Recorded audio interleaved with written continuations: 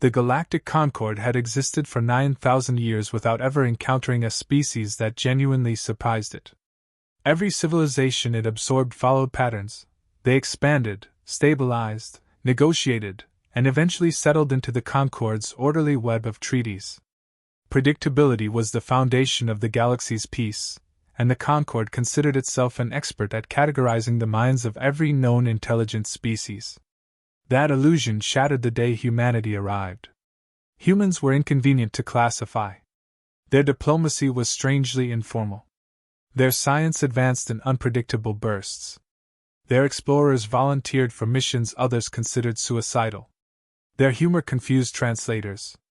Their tendency to argue loudly yet cooperate seamlessly made no psychological sense to Concord analysts. Reports described them as energetic, reckless, alarmingly adaptable, and socially volatile. None of these terms fit the Concord's neat frameworks, so the bureaucracy defaulted to suspicion. Humanity's rapid expansion into unclaimed systems was misread as aggression, despite the fact that humans filed every required colonization notice with irritating punctuality. The tension grew when a minor Concord patrol encountered a human mining vessel near the contested Ryloth belt. The incident was trivial: a misinterpreted scan, a startled defensive burst, and a damaged drone. Diplomats resolved it in hours. Yet certain Concord factions saw opportunity. For generations, they warned that a species capable of thriving on death worlds, surviving environmental chaos, and innovating under pressure would one day disrupt the balance of power. Humanity, with its unpredictable creativity, confirmed those fears. The Concord Assembly convened an emergency session, and one by one, representatives argued that humans were too dangerous to integrate peacefully. A vote passed, thin but decisive. The declaration of war was delivered through an impersonal transmission sent to Earth and all Terran colonies. It accused humanity of reckless expansion, destabilizing innovation, and latent hostility. No human official had expected diplomacy to collapse so abruptly. The message reached every major city within minutes, and the reaction was not panic. It was a collective, unmistakable shift in tone, sharpened focus, steady breaths, and a quiet, rising understanding that something long postponed had finally arrived. On Earth, military and civilian leaders assembled within the hour. There was no shouting, no scrambling. They moved with a clarity born from generations of preparing for existential threats. Humanity had endured global wars, extinction-level scares, pandemics, economic collapses, and environmental crises. Hardship had conditioned them not to panic at the impossible, but to analyze it. When the Concord announced war, the Terran response was a brief silence followed by an almost palpable steadiness. Engineers activated dormant manufacturing lines. Strategists pulled sealed documents from archives. Communications networks shifted to wartime protocols with mechanical precision. Across civilian life, the mood was unnervingly unified. People understood without being told that humanity had been underestimated. They felt the weight of something collective, an instinct deeply rooted in their history. When threatened, humans did not scatter. They converged. They refined their purpose. Neighbors helped secure infrastructure. Volunteers registered for defense and logistics roles. Scientific teams reassembled long-shelved projects, the kind too ambitious for peacetime approval. Every sector of society behaved as though a switch had flipped. The Concord noticed this unity immediately and misinterpreted it as desperation. Their intelligence estimates relied on outdated assumptions, that humans would break under pressure, as most species did. They had no context for a civilization whose resilience was forged through catastrophe. They saw a young race with limited territory and assumed weakness. They saw a species without a single cultural identity and assumed fragmentation. They saw humanity's compassion and assumed softness. They failed to recognize that human compassion sharpened, rather than dulled, the instinct for survival. Within days, the Concord realized something was wrong. They intercepted human communications containing no fear, no pleas for negotiation. Instead, they heard calm discussions about resource allocation, precise coordination, and an unnerving confidence. Analysts struggled to explain it. They dissected human history and found an uncomfortable pattern. Every crisis humanity faced had made it stronger. Every attempt to break humanity had welded it together. Every scenario that should have crushed them had instead accelerated their evolution. And so, while the Concord believed it had cornered a fragile species, Earth was preparing with the quiet determination of a civilization that had survived everything its own world had thrown at it. The galaxy had declared war, expecting surrender. What it received instead was readiness, serious, focused, and carrying a hint of something the Concord couldn't quantify. Humanity wasn't afraid. Humanity was waiting. The Concord expected humanity to scramble in confusion after the declaration. Instead, Earth shifted into a mode it had not publicly acknowledged in centuries. The activation of dormant protocols spread through secure networks with clean precision. Systems that had slept under layers of civilian infrastructure awakened in perfect sequence. Code names that had never appeared in public discourse surfaced across military channels. The most significant of them was Project Grinned, a global initiative disguised for decades beneath research into asteroid defense, disaster mitigation, and long-term colonization. Project Grinned was not a war plan in the traditional sense. It was a collection of contingencies designed by generations who understood that humanity's curiosity would one day draw the attention of stronger powers. The architects of the project anticipated that misunderstanding, not malice, would spark conflict. They designed a framework emphasizing speed, adaptability, and overwhelming deterrence. When activated, the project linked civilian industries, scientific institutions, orbital infrastructure, and military assets into a single coordinated system capable of shifting into wartime production in hours instead of months. Factories that normally produce transportation components reconfigured themselves through automated instructions. Mining stations repurposed their equipment into fabricators for kinetic shielding and long-range communication arrays. Power grids rerouted output through hardened channels built quietly into the global infrastructure. These changes occurred smoothly, without announcements or public alarm. Earth had prepared for disruption without revealing the extent of its readiness to any outside observer. What unsettled Concord analysts was the unity between government and population. In many species, wartime mobilization triggered fear, dissent, or fracturing. Humans instead demonstrated a collective willingness to participate in every necessary field: engineering, logistics, strategy, manufacturing, cybersecurity, and resource management. Volunteers filled specialized roles within hours, guided by training programs that had been available for years under the guise of emergency response preparation. The entire system behaved as though humanity had anticipated the moment and set aside pride, politics, and individual interests for a singular objective: ensure survival and dominate the pace of conflict. Human innovation accelerated instantly. Technologies previously labeled experimental moved into immediate deployment.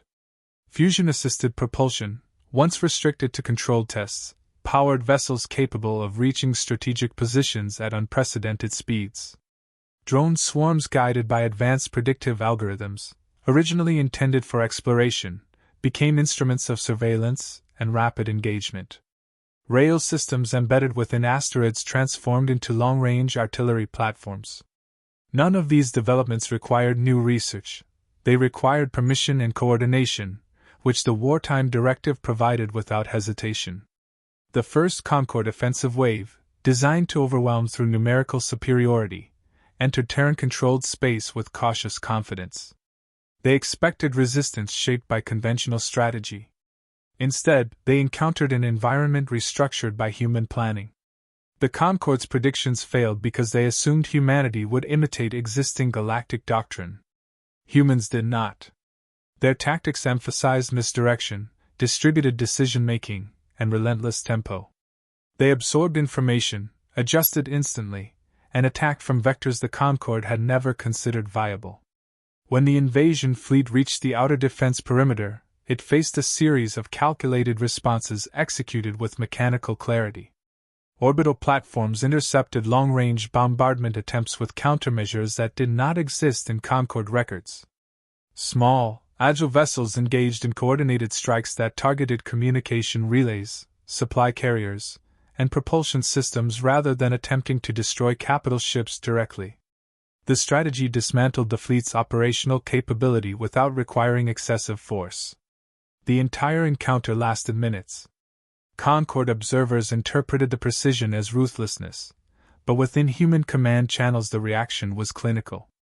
The results were evaluated, catalogued, and fed into simulations that produced immediate refinements. Humanity was not celebrating. Humanity was calibrating. The pivotal realization spreading through Concord intelligence was that humans were not accelerating because they enjoyed war. They were accelerating because they functioned optimally when challenged. Their adaptability was not a trait, it was a survival algorithm embedded in their species.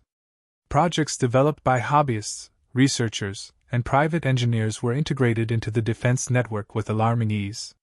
Humanity's willingness to erase boundaries between civilian and military innovation created a system no centralized bureaucracy could match. By the time the Concorde assembled a second wave, the truth was unavoidable. Humanity had not been caught unprepared. Humanity had been holding back. The Concorde's second wave entered the conflict with heightened caution. Its commanders adapted their formations, increased sensor coverage, and reinforced communication chains, confident these adjustments would counter the anomalies displayed by human forces. Yet the moment they encountered Terran strategy, it became clear they had prepared for a predictable enemy, and humanity was anything but predictable. The Concorde operated on doctrines shaped by millennia of orderly warfare. Humans operated on a mindset that treated conflict as an evolving puzzle rather than a rigid battlefield. The first sign of trouble appeared when their forward units attempted standard reconnaissance procedures. Their sensors returned contradictory readings, shifting signatures, and bursts of encrypted data that made no sense within Concorde encryption frameworks. Only later would analysts realize that human countermeasures embedded harmless cultural artifacts, mathematical jokes, rhythmic patterns, and peculiar audio modulations inside the interference. These additions served no conventional purpose other than to destabilize enemy algorithms and force constant recalibration. The psychological effect was immediate. Crews felt as though the battlefield itself was reacting to them. When Concorde captains attempted to re-establish order, the communication grid faltered under targeted disruptions. Terran units did not sever connections directly, they interfered selectively, fragmenting command authority and forcing split-second decisions at every level. Concorde doctrine required top-down coordination, but humanity exploited that dependency by creating unpredictable intervals of uncertainty. It was a tactic designed to fracture rhythm, and it worked flawlessly. As confusion spread, the Terran fleets advanced with calculated precision. Their formations shifted fluidly, operating under distributed command structures that allowed units to adapt autonomously. When a Concorde vessel attempted to flank them, human forces altered their trajectory without waiting for central authorization. Each micro-adjustment appeared random until analysts traced the pattern and realized it was guided by predictive modeling that anticipated Concorde thinking several steps ahead. The Concorde's greatest weakness, its reliance on stable, logical responses, became a liability in the face of human improvisation. Commanders found it increasingly difficult to interpret human behavior. They expected aggression but received targeted restraint. They expected desperation but encountered cold focus. They expected disarray but faced flawless synchronization born from countless generations of responding to calamity. Reports from frontline officers conveyed a growing sense of unease. They described adversaries who adapted faster than any simulation predicted, who processed setbacks as opportunities, and who executed maneuvers that violated the established boundaries of naval doctrine. The most disturbing shift emerged not from human technology but from their conduct.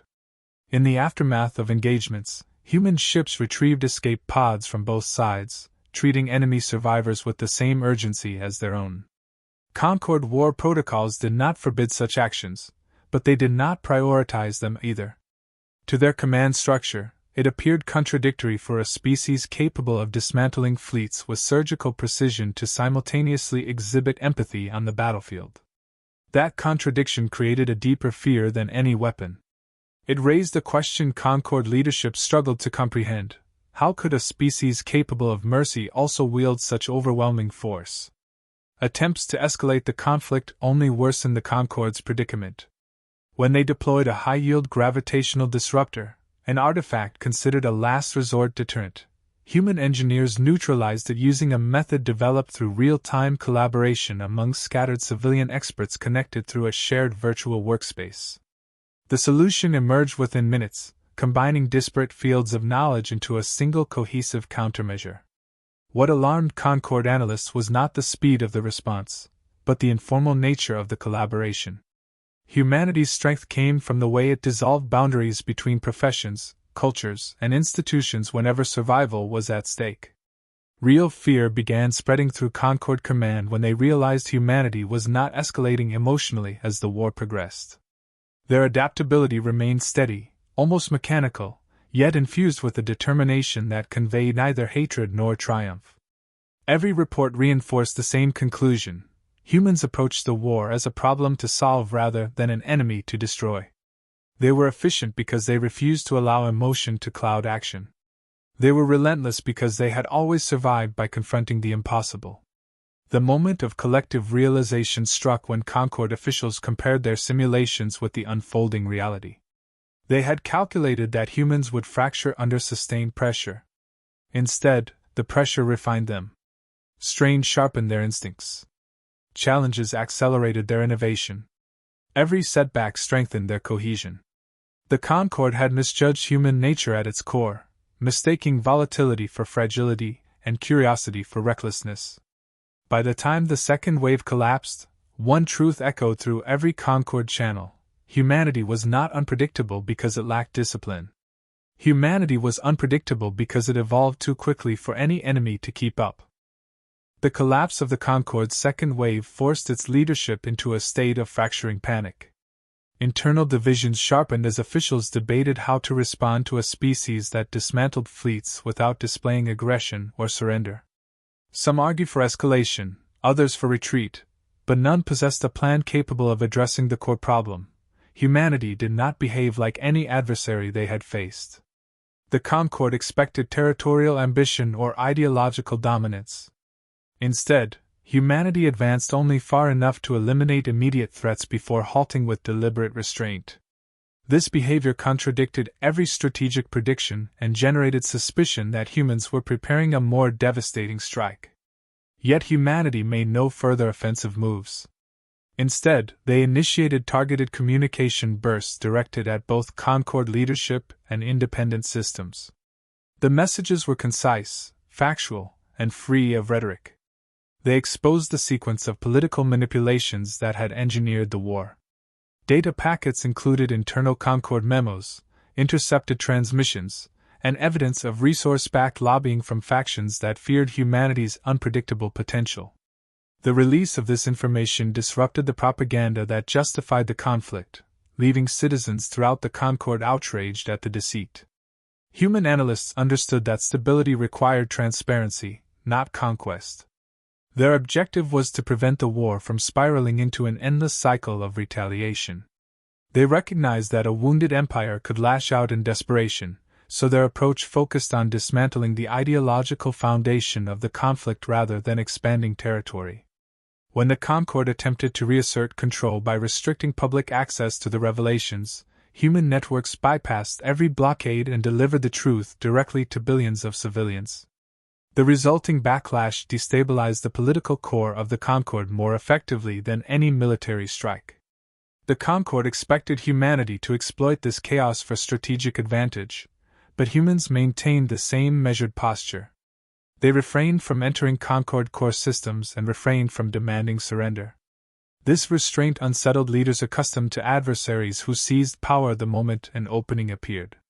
Humanity's message remained precise. They wanted resolution, not domination. When the Concorde finally agreed to direct communication, they anticipated ultimatums. Instead, humanity offered terms centered on rebuilding what had been damaged, economically, politically, and diplomatically. They proposed a cooperative structure to replace the outdated bureaucracy that had governed for millennia. This new model emphasized shared decision-making, scientific collaboration, and mutual defense agreements. Human negotiators insisted that no species should hold disproportionate authority, including themselves. They stressed that a stable galaxy required distributed responsibility, not hierarchical control. The Concord delegation struggled to comprehend the logic. Their military losses were severe, their political credibility was collapsing. Humanity had every advantage, yet refused to leverage it for conquest. To the Concord, strength historically correlated with expansion. The idea of using overwhelming capability solely to stabilize the environment contradicted their worldview. They questioned humanity's motives repeatedly, searching for hidden objectives, but the proposals remained consistent. Humanity's goal was long-term security through unity rather than short-term gain through subjugation. As discussions continued, independent factions within the Concord began aligning themselves with humanity's vision. They saw the practicality in adopting a structure capable of adapting to rapid technological and social change. Humanity's approach appealed to species frustrated by centuries of bureaucratic inertia. Their willingness to share technology and knowledge without demanding loyalty in return signaled a fundamentally different understanding of power, not control, but contribution. Human leadership clarified that the war had revealed fundamental weaknesses within galactic governance. It demonstrated how easily fear could be manipulated into conflict, and how outdated doctrines could escalate minor misunderstandings into existential crises. Their proposed solution aimed to prevent such events from recurring by creating systems that rewarded transparency, encouraged cross-cultural understanding, and promoted cooperative research initiatives. The decisive moment arrived when humanity offered to help reconstruct Concord infrastructure damaged during the conflict. They pledged resources, manpower, and expertise without demanding repayment. They emphasized that cooperation was not a concession but a necessity if the galaxy intended to withstand future threats, whether natural or manufactured. This offer, made from a position of overwhelming strength, left an impact deeper than any military victory. It signaled that humanity measured greatness not by the ability to dominate, but by the willingness to uplift. The Concord, facing internal collapse and external clarity, realized they could not rebuild alone. Humanity's influence had grown not through force, but through example. Accepting their offer became the only logical path forward. And as negotiations solidified, it became evident that humanity had done something no warlord, empire, or coalition had ever achieved. They turned inevitable destruction into the foundation for a stronger, unified future. The restructuring began the moment negotiations settled into a stable framework. The Concord's old governing body fractured under the weight of its exposed corruption, leaving a vacuum that threatened to splinter the entire region into competing factions. Humanity stepped in not as conquerors, but as organizers capable of stabilizing chaos through capability rather than coercion. They proposed a new governing council composed of representatives from every willing species, each given equal authority regardless of population size or technological development. This design prevented dominance by any single bloc and ensured that every perspective held relevance in shaping the future. Species long ignored by the previous bureaucracy gained a voice for the first time. Their enthusiasm spread quickly as they recognized that humanity's inclusionary model offered what the Concord had never achieved, a truly cooperative foundation. The Terran delegation emphasized that the Council's purpose was not to replace the Concord with a Terran-centric system, but to create a unified mechanism capable of responding to crises with agility rather than the sluggish paralysis that had enabled the war. Their proposals were direct, actionable, and grounded in precedent drawn from their own history of navigating global challenges. As the new coalition formed, joint initiatives emerged to repair the economic and social fabric strained by the conflict. Humanity deployed specialized teams to assist damaged worlds with infrastructure, medical support, and technological upgrades. Their engineers worked alongside alien specialists, sharing knowledge without restrictions. This transparency dismantled centuries-old suspicions between species accustomed to guarded research practices. For many worlds, it was the first time an advanced power had offered assistance without hidden conditions. In parallel, scientific collaborations accelerated at rates unimaginable under the old system. Laboratories hosted mixed species teams researching propulsion, energy generation, climate stabilization, and disease prevention. Humanity's interdisciplinary approach influenced the galaxy's research culture, encouraging creative problem-solving and rapid prototyping rather than rigid procedural constraints. The shift revitalized stagnant fields, producing innovations that benefited all participants. It also dissolved the long-standing hierarchy that once determined which species were allowed access to cutting-edge knowledge. A significant milestone occurred when formerly adversarial military forces began training together under a unified defense doctrine. Instead of imposing Terran methods, humanity integrated each species' strengths into a seamless framework. Some contributed advanced sensor technology, others excelled in defensive shielding or environmental adaptation. The resulting hybrid strategy outperformed any single species approach. It also forged trust among populations who had previously viewed each other strictly through the lens of old alliances or rivalries. This cooperation extended beyond military integration. Cultural exchange programs proliferated as populations sought to understand the people who had shifted the balance of the galaxy simply by refusing to act like conquerors. Humans welcomed this curiosity with characteristic openness, sharing art, philosophy, engineering principles, and survival strategies developed during their turbulent history. Their ability to find meaning in adversity resonated strongly with species who had lived under rigid concord structures for generations. Over time, fear of humanity transformed into admiration. Aliens observed how humans handled influence without exploiting it. They witnessed how readily humans adapted to new customs, languages, and environments. They learned that humanity's unpredictability stemmed not from instability but from a mindset shaped by centuries of confronting and overcoming disasters. That mindset proved contagious. Slowly, other species began adopting the same determination to improve rather than endure. They no longer hesitated to explore ambitious ideas or challenge assumptions ingrained by tradition. The final turning point came when leaders across the new coalition addressed their populations with a shared declaration. The war had revealed not the danger of human involvement, but the danger of stagnation maintained by fear. Humanity demonstrated that strength could serve unity rather than domination. They provided a template for a galaxy capable of progressing together instead of competing endlessly for leverage. In the years following the conflict, the galaxy's transformation became unmistakable. Systems that once lived under bureaucratic oversight now operated with renewed purpose. Worlds isolated for centuries opened their borders to collaboration. Research outposts expanded into interspecies hubs. Trade routes flourished through equitable agreements crafted by representatives who had learned to value versatility over rigidity. The coalition did not emulate humanity. It evolved using humanity's principles as a catalyst. What began as a war of misjudgment ended as a collective awakening.